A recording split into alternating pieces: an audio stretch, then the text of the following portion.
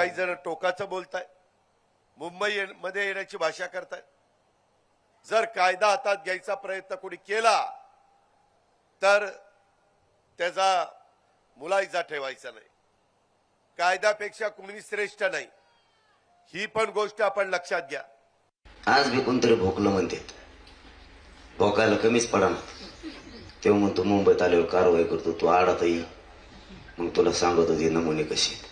शांततेतच सांगणार पण तू थोडं थांब, मग तुला कळल मराठी काय असते। कारवाई कोणावर करतो रे?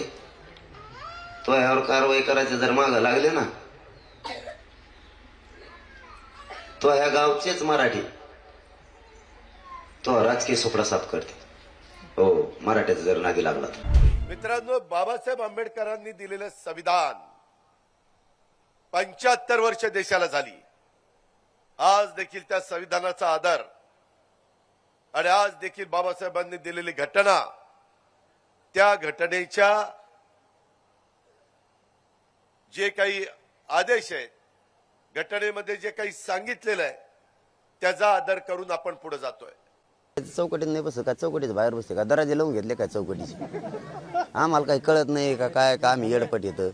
आम्ही काय आमच्या काय कानात बिड्यात होई? सगळ्या पक्षातल्या मराठ्यांच्या नेत्यांनी बोलू लागायचं तर अशा काड्या करायला लागले का बसल्या बसल्या? हे कायद्यात चौकटीत बसत असलं मागं कायद्यात चौकट कळत नाही का त्यांना?